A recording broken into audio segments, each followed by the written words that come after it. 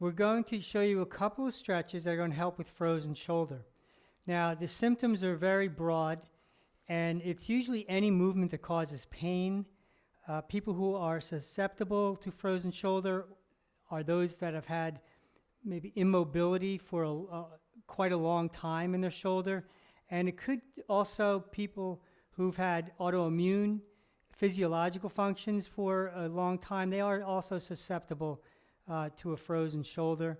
And we're going to work into the shoulder with a single arm stretch, and you can do, you can repeat on one arm and the other. So you want to, for now, I like to grab the forearm near the elbow. I like a little bend in the elbow. And of course, if it hurts, you want to grab this and then help bring the arm up. Otherwise, you just bring the arm up, grab it.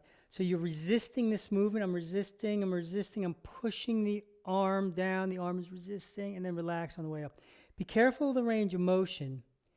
Be careful of the range of motion, because you only want to move as long as you're resisting, and then relax on the way up. So how does a person decide how far they lift up their arm to start the stretch? Well, wherever it's comfortable, and two, wherever you can resist from. So if I bring the arm up too far, the ribs stick way out, and then there's some substitution. So I want to make sure. But they shouldn't lift the arm far enough to where it hurts, correct? Yeah, no, only where it's comfortable. You might want to start here, resist from here, and then only go to there. Yeah. Resist from here and only go to there. So this is the thymus muscle group. It's getting the shoulder girdle around the shoulder joint. And again, you want to do 6, 8, 10 or more repetitions, whichever is comfortable, and do 3 sets. And can people expect? Let it go. Can Shake people it out. expect their start and end positions to change as it gets better? Yes. If you start in a small range, it will increase as the more you stretch, and the end range will increase as you start to stretch. So shake that out. We'll do the other arm, right? So bring the arm up. And again, I don't like to grab it too far here. This is a little better leverage, right? A little more resistance. So I'm resisting. So this arm's going back. And I like to bend my knees when I'm doing some standing arm stretches. You see how it keeps the pelvis kind of neutral, keep the ribs in the body. And that'll create more resistance, a safer stretch, and a bigger change. Resist on the way down. Let it go. So, John, maybe you can talk about, why it is, Let it go. that an injury like frozen shoulder might show up from the perspective of fascia. Well, the shoulder's surrounded by a capsule of connective tissue.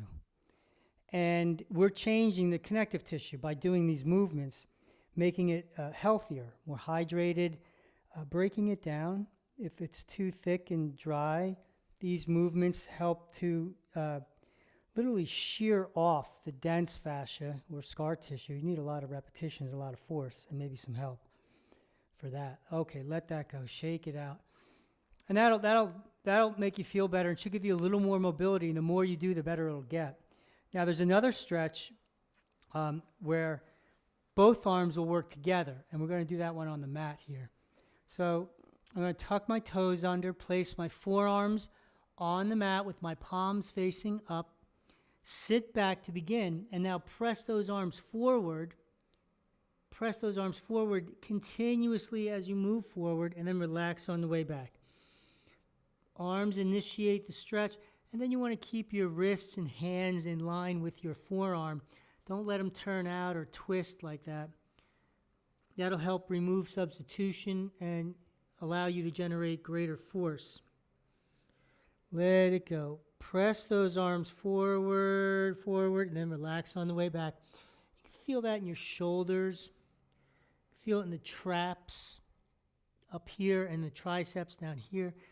Resist. And again, you want to do your set, right? Okay. Shake it out. And then, you want to repeat and do 3 sets. You can do more, but 3 sets is a good amount to do for your stretching workout. And if you're working on some shoulder pain or frozen shoulder, you could do it a couple times a day. And so, what would you say to someone if they've either had surgery or about to have surgery for the shoulder joint? Can they do these stretches? What would you recommend there? Well, yes, people can do the stretches when they resist, and they do it either before surgery or after surgery. Before surgery, it prepares you, it changes the tissue so that it'll improve recovery and speed up the recovery. And afterwards, of course, it'll rehabilitate the shoulder in a nice way and give you stronger muscles, better alignment. And so, the reason that they're safe to do these stretches in relation to surgery is because the stretch doesn't go into the joint directly, right? The joint's protected essentially. It is, and when you resist, like your joints are suspended actually, and the muscles are actually stretching.